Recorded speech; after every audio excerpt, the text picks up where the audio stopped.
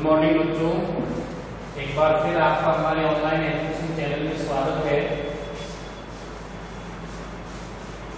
बच्चों, हमारे जो लास्ट वीडियो आपके पास पहुंचे हैं उनके अंदर हम चर्चा कर रहे थे मानव वातावरण के आपसी संबंधों के परिणाम स्वरूप जो परिवर्तन आए हैं उनकी हमारे द्वारा चर्चा की जा रही थी। और मानव वातावरण के संबंधों के बाद में जिन अवधारणाओं का उदय हुआ है उन अवधारणाओं की हम चर्चा कर रहे थे लास्ट की वीडियो में। और उन अवधारणाओं में भी हमने अपने लास्ट वीडियो में नियतिवाद की चर्चा की कि ये जो नियतिवाद की अवधारणा होती है वो क्या होती है।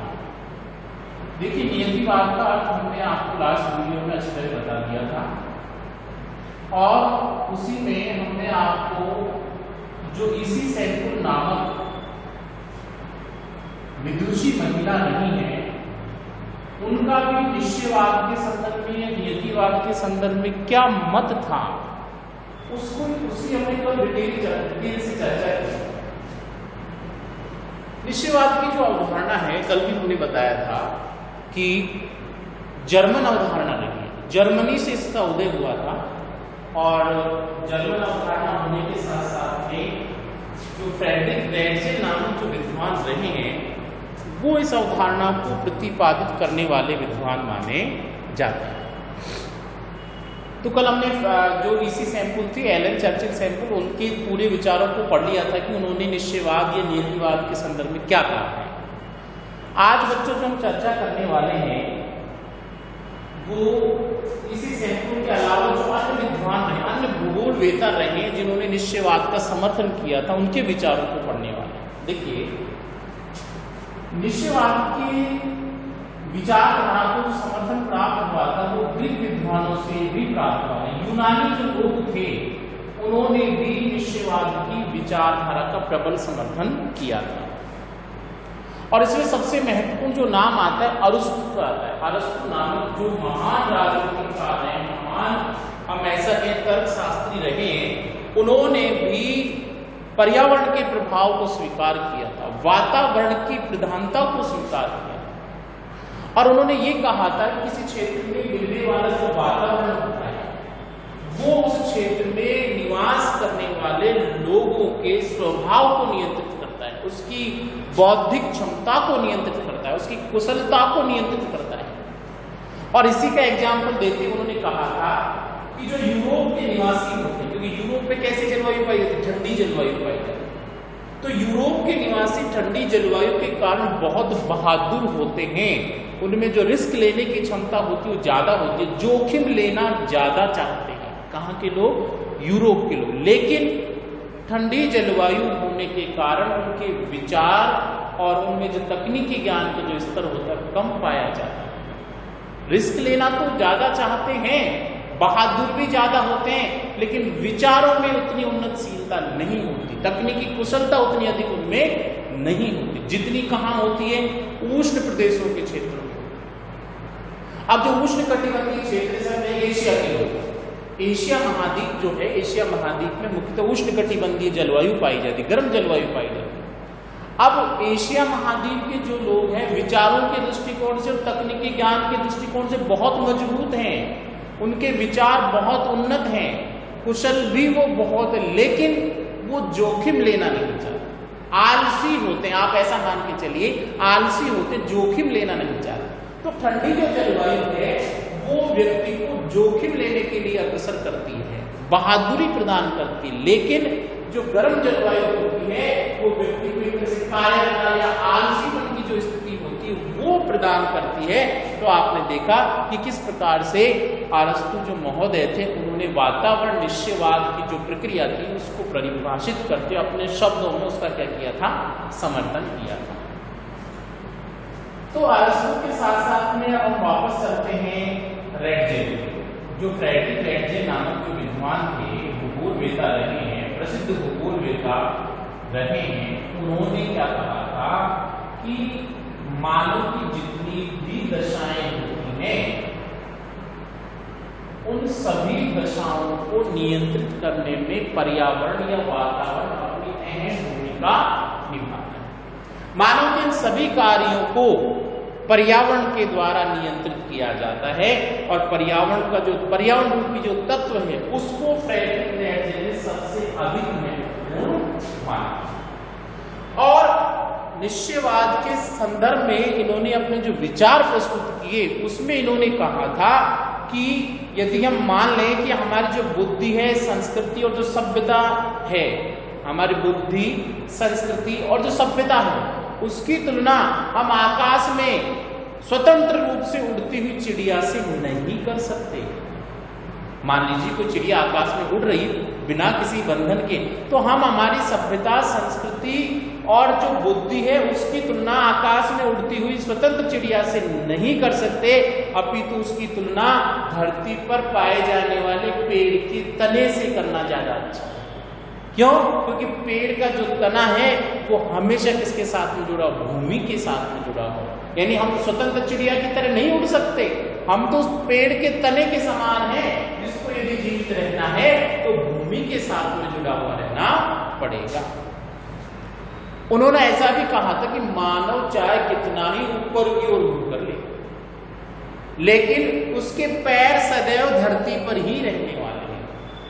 बिना धरती के पैर उसका अस्तित्व संभव नहीं है। तो मनुष्य चाहे कितना ही ऊपर की ओर बोले, मान लीजिए मैं मुंह कर रहा हूं ऊपर की ओर, लेकिन मेरे पैर तो धरातल पे ही है ना। तो मनुष्य चाहे कितना ही ऊपर की ओर मुंह कर ले, लेकिन उसके पैर सदैव किस पे रहने वाले? धरातल पे ही रहने वाले हैं। और अंततः उसके जो पैर रूपी भाग हैं उसी के द्वारा उसकी जो धूल है, शरीर जो होगा वो अंत में उसी मिट्टी में या धरती में क्या हो जाएगा? मिल जाएगा।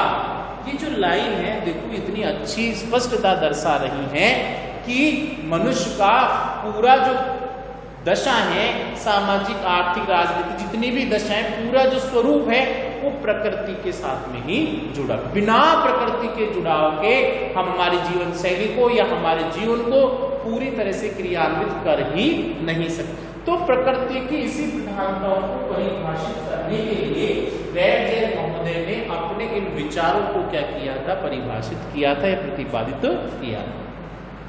अब देखिए निश्चयवाद का जो दौर था उसका समर्थन करने वाले एक और विद्वान थे, हिप्पोक्रेटस नामक विद्वान। कौन से थे? हिप्पोक्रेटस नामक। उन्होंने क्या कहा था? उन्होंने कहा था कि ये जो यूरोप के लोगों ने एशिया महाद्वीप पर जो आक्रमण किया है ना, उपनिवेश जो स्थापित किए हैं, उसके पीछे भी पर्यावरण का ही परिणाम रहा। यूरोपियन लोग एशियाई क्षेत्रों में आए और एशियाई देशों के ऊपर अपना अधिकार कर लिया, ये भी पर्यावरण के द्वारा ही नियंत्रित किया गया। इसके पीछे भी पर्यावरण की ही देन है।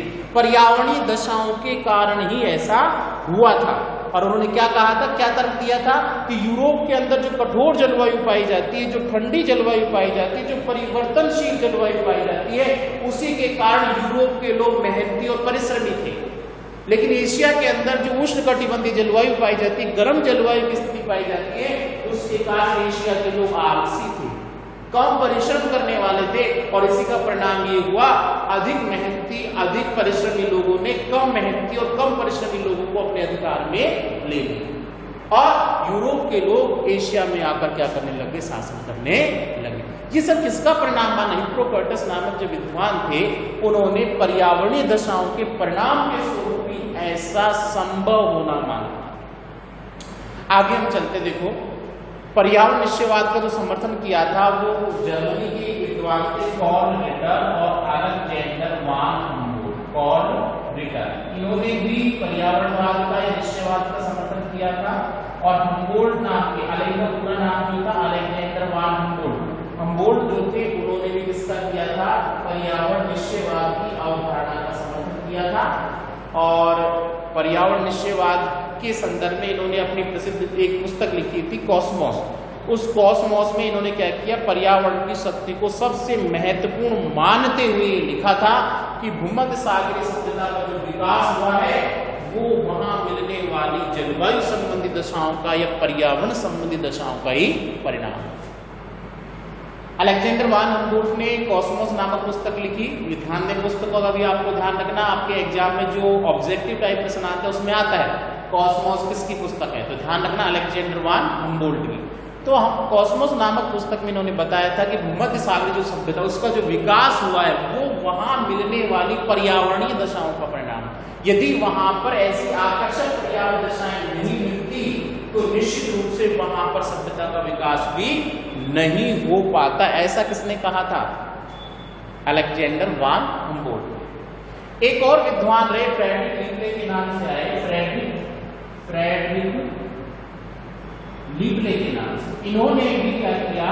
पर्यावरण निश्चयवाद का समर्थन किया। फ्रेडरिक लीबले नामक जो विद्वान आए उन्होंने कहा कि किसी स्थान का वातावरण उस प्रदेश में किए जाने वाले कार्य के प्रकार निश्चित करता है। क्या कहा? कि किसी स्थान का वातावरण, किसी क्षेत्र में मिलने वाली जो वातावरणीय दशाएं होती, पर्यावरणीय दशाएं होती, उन वातावरणीय दशाओं या पर्यावरणीय दशाओं के अनुसार ही उस क्षेत्र में जो कार्य किए जाते हैं उनका निर्धारण किया जाता है। वहां संपन्न होने वाले कार्यों का जो स्वरूप होता है वो यदि अलग अलग मिलता है तो उसके पीछे वहां मिलने वाले पर्यावरण को ही क्या माना जाता है? जिम्मेदार माना जाता है। ऐसे ही एक और विद्वान आए जिन्होंने पर्यावरण निश्चयवाद का समर्थन किया, हंटिंगटन। और हंटिंगटन का पूरा नाम था बच्चों एल्सवर्थ हंटिंगटन। क्या नाम था पूरा नाम? Ellsworth Huntington. और एल्सवर्थ हंटिंगटन की दो कृतियां हैं जो सबसे महत्वपूर्ण मानी जाती हैं। एक तो सभ्यता और जलवायु, सिविलाइजेशन एंड क्लाइमेट, ठीक है, सभ्यता और जलवायु। और एक इनकी प्रसिद्ध पुस्तक रही थी पल्स ऑफ एशिया, एशिया का स्पंदन या एशिया की धड़कन। दो मेन अच्छी पुस्तकें, पुस्तक नाम आप ध्यान से लिए। तो एल्सवर्थ हंटिंगटन ने 1915 में अपनी जो पुस्तक लिखी थी सभ्यता और जलवायु, उसके अंदर इन्होंने जलवायु के या वातावरण के प्रभाव को स्पष्ट किया था और वातावरण की प्रधानता का क्या किया था? स्वरूप निश्चित किया था। वातावरण की प्रधानता को इन्होंने स्वीकार किया था। इन्होंने क्या कहा था कि सभ्यता का जो निर्माण होता है वो जलवायु संबंधी दशाओं के परिणाम। हम अपने आसपास जितने भी ये चीज देख रहे हैं उसका निर्धारण करने में सबसे महत्वपूर्ण भूमिका जलवायु की भी है। या फिर ऐसा कहें कि पूरी पृथ्वी को यदि मान लीजिए रंगशाला मान लिया जाए तो उस रंगशाला के अंदर जलवायु भी एक रंगकर्मी की भूमिका निभाता है। जो चित्र भरे जाते हैं, जो रंग भरे जाते हैं रंगशाला के अंदर, उस रंगशाला के चित्र के रूप में जलवायु सबसे महत्वपूर्ण भूमिका निभाता है। ऐसा किसने कहा था? एल्सवर्थ हंटिंगटन नामक जो विद्वान थे उन्होंने अपनी पुस्तक में कहा।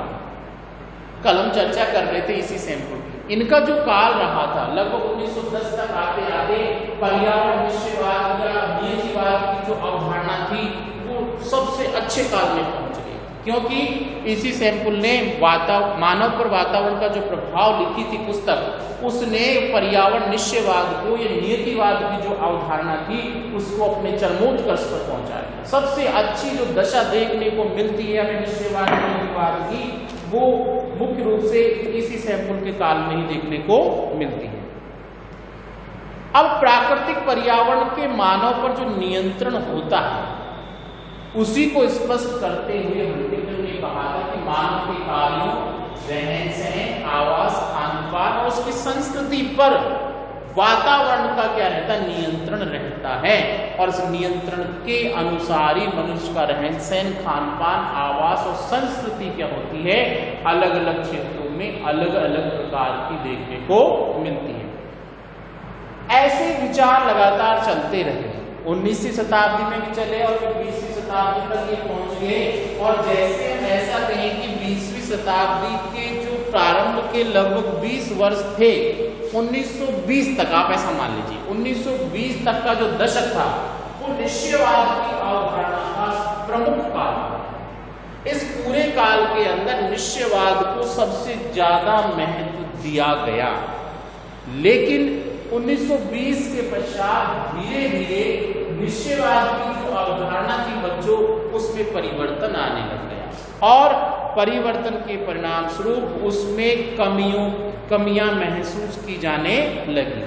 और कमियों के परिणाम स्वरूप एक ऐसी स्थिति आई धीरे धीरे जिसके परिणाम स्वरूप आगे चलकर निश्चयवाद की आलोचना भी होने लगी। कहने का मतलब ये है कि 1920 तक तो निश्चयवाद या नियतिवाद को प्रधानता दी, हर कोई प्रकृति की प्रधानता को स्वीकार करता है, लेकिन 1920 के बाद प्रकृति की प्रधानता को स्वीकार करने संबंधी जो मत था उसको मानने में विद्वानों के बीच में द्वैधता उत्पन्न हो गई, अलग अलग विचार होने लगे। कुछ विद्वान ऐसे कहने लग गए कि नहीं, प्रकृति की कभी प्रधानता नहीं हो सकती। इस नियतिवाद या निश्चयवाद का जो समर्थन करने वाले विद्वान थे उन्होंने भी अंत तक ये स्वीकार कर लिया कि हाँ, पूरी तरह प्रकृति का आधिपत्य नहीं हो सकता। लेकिन 1950 का जो समय आया, वहां तक आते आते आप ये मान लीजिए कि निश्चयवाद या नियतिवाद के रूप में जो प्रकृति के प्रभुत्व का जो स्वरूप था, प्रकृति की जो प्रधानता का स्वरूप था, उसको लगभग पूरी तरह नकार दिया। लोगों ने मानना ही बंद कर दिया कि प्रकृति की प्रधानता हो सकती है। नहीं, ऐसा नहीं हो सकता। तो विसंगतियां उत्पन्न होने लगी, वैचारिक मतभेद उत्पन्न हो गए 1950 तक आते आते, और परिणाम ये रहा कि निश्चयवाद का जो समर्थन किया था, भरपूर लोगों ने, भरपूर विद्वानों जो निश्चयवाद का समर्थन किया था, धीरे धीरे समर्थन के स्थान पर उनके आलोचक उत्पन्न हुए, आलोचना करने लग गए कि नहीं, ऐसा कभी नहीं हो सकता कि प्रकृति ही पूर्ण रूपेण अधिकार रखे, मानव की कोई भूमिका नहीं। और 1950 तक हम देखें कि फ्रेडरिक रैटजेल और स्वयं इसी सैम्पुल जो कट्टर समर्थक रही थी निश्चयवाद की, उन्होंने भी ऐसा कहा कि हाँ, प्रकृति पूर्ण रूपेण प्रभावित नहीं हो सकती, मनुष्य का भी उसमें कुछ स्थान हो सकता है। तो ऐसी स्थिति आ गई। अब इस पर्यावरण निश्चयवाद की आलोचना करते हुए जो प्रसिद्ध विद्वान रहे, हीगल नाम के एक विद्वान हुए, उन्होंने कहा कि मेरे सामने पर्यावरण निश्चयवाद की चर्चा मत करो। क्यों? क्योंकि पहले जिस स्थान पर यूनानी लोग रहते थे, वर्तमान में वहां पर तुर्क लोग रहते हैं, और मेरी ये लाइन जो है वो ही पर्यावरण निश्चयवाद का खंडन करने में समर्थ है।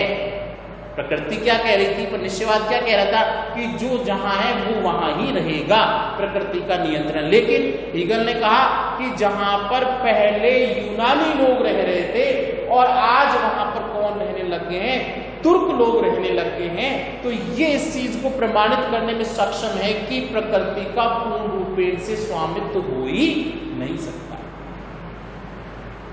वातावरण का जो नियंत्रण मिल रहा था उसको भी बाद में क्या किया गया कि सभी जगह वातावरण का नियंत्रण एक समान नहीं हो सकता। और इसका उदाहरण दिया गया कि जैसे पूरा का पूरा टुंड्रा क्षेत्र है, उस टुंड्रा क्षेत्र के अंदर अलास्का वाला भाग भी आता है, कनाडा वाला भाग भी आता है और साइबेरिया वाला भाग भी आता है। इस पूरे क्षेत्र में जो जनजाति पाई जाती है, एस्किमो जनजाति पाई जाती है, और उसके जो समूह उप समूह, एस्किमो है, चुकची है, याकूत है, सैमोइड्स है, तो पूरे टुंड्रा प्रदेश में इस जनजाति की दशाएं समान नहीं है, खान पान पूरी तरह समान नहीं है, बसावट पूरी तरह समान नहीं है। तो एक ही क्षेत्र है, एक ही प्रकार का जब वातावरण है, एक ही प्रकार का जब पर्यावरण है, तो फिर इनकी सभी दशाएं क्या होनी चाहिए थी, समान होनी चाहिए। तब तो क्या हो सकता था, प्रकृति का पूर्ण स्वामित्व हो सकता था। लेकिन इस पूरे क्षेत्र में इनमें असमानताएं पाई जाती हैं, इनमें प्रादेशिक भिन्नताएं पाई जाती हैं, और उसी के आधार पर किया गया कि वातावरण का पूरी तरह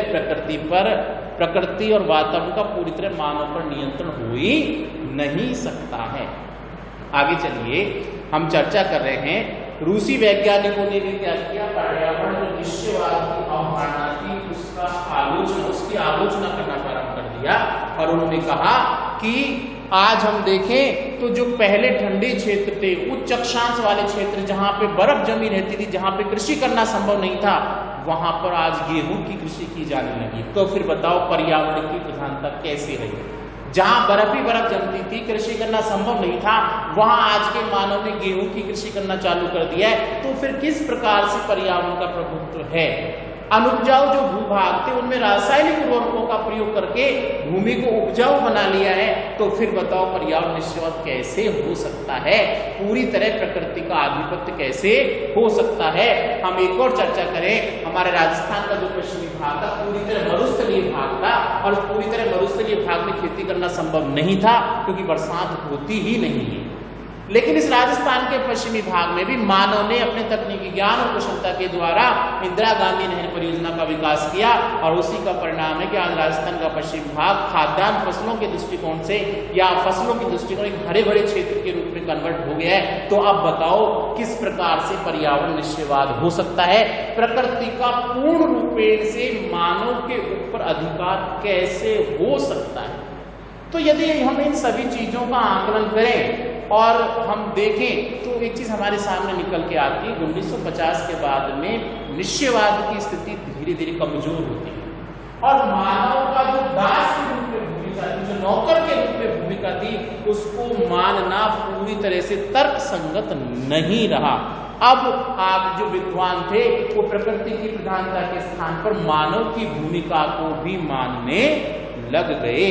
और इसी तरह यदि हम कहें ऐसी जो स्थिति आई अंततः बच्चों वो ही किसके रूप में आई, पर्यावरण निश्चयवाद, या फिर हम ऐसा कहें कि वातावरण निश्चयवाद की जो अवधारणा थी उसको धीरे धीरे इस प्रकार की स्थिति ने कमजोर कर दिया और परिणाम ये रहा कि निश्चयवाद की अवधारणा का धीरे धीरे पतन होता गया, उसकी महत्वता कम होती गई। प्रारंभिक वर्षों में जो इसका ज्यादा समर्थन प्राप्त हो रहा था वो धीरे धीरे क्षीण होता गया और आने वाला दौर, आगामी जो समय रहा बच्चों, वो निश्चयवाद के स्थान पर, प्रकृति की प्रधानता के स्थान पर मानव की भूमिका को भी स्वीकार करने लग गया।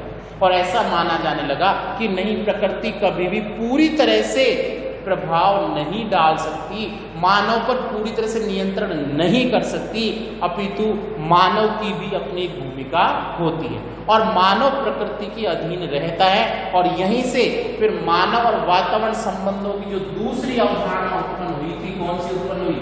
संभववाद का दौर आ गया। क्या आ गया? संभववाद की जो अवधारणा थी उसका उदय हुआ और ये किसका परिणाम था? निश्चयवाद की अवधारणा के कमजोर हो जाने के पश्चात ये नई अवधारणा जो निकल के आई, संभववाद। प्रकृति की प्रधानता के स्थान पर मानव की भूमिका को जब स्वीकार किया जाने लगा तो वहीं से निश्चयवाद की अवधारणा तो कमजोर हो गई और संभववाद की अवधारणा का क्या हो गया? उदय हो गया। अब इस संभववाद की जो अवधारणा है बच्चों, उसका हम नेक्स्ट वीडियो में हम चर्चा करेंगे। तो मुझे उम्मीद है आपको हमारा ये वीडियो पसंद आया होगा। हमने आपसे लास्ट वीडियो में भी कहा था कि हर वीडियो के अंत में हम आपसे प्रश्न पूछेंगे जो आपके लिए ऑब्जेक्टिव जो प्रश्न है उसके दृष्टिकोण से महत्वपूर्ण रहने वाला है। पिछले प्रश्नों के आंसर आपने कमेंट बॉक्स में जरूर डाले होंगे और आज हम जो प्रश्न पूछ रहे हैं उसका आंसर भी आपको कमेंट बॉक्स में डालना है। तो आज का प्रश्न जो है बच्चों को ये है कि ईसी सैंपुल जो थी, ईसी सैंपुल, ठीक है ना, इनकी प्रसिद्ध पुस्तक का नाम क्या है? इनकी जो निश्चयवाद के समर्थन में सबसे महत्वपूर्ण जो पुस्तक थी उसका नाम क्या है? एक बार फिर रिपीट करते हैं। ईसी सैंपुल की प्रसिद्ध पुस्तक का नाम क्या है जिसमें इन्होंने निश्चयवाद का कट्टर समर्थन किया था, निश्चयवाद के बारे में अपने मतों का प्रतिपादन किया था? तो उस ईसी सैंपुल की बुक का नाम आपको कमेंट बॉक्स में डालना है। तो आज का हमारे वीडियो बच्चों यही समाप्त होता है। नेक्स्ट वीडियो में नेक्स्ट बिंदुओं के साथ एक बार फिर मिलेंगे, तब तक के लिए धन्यवाद।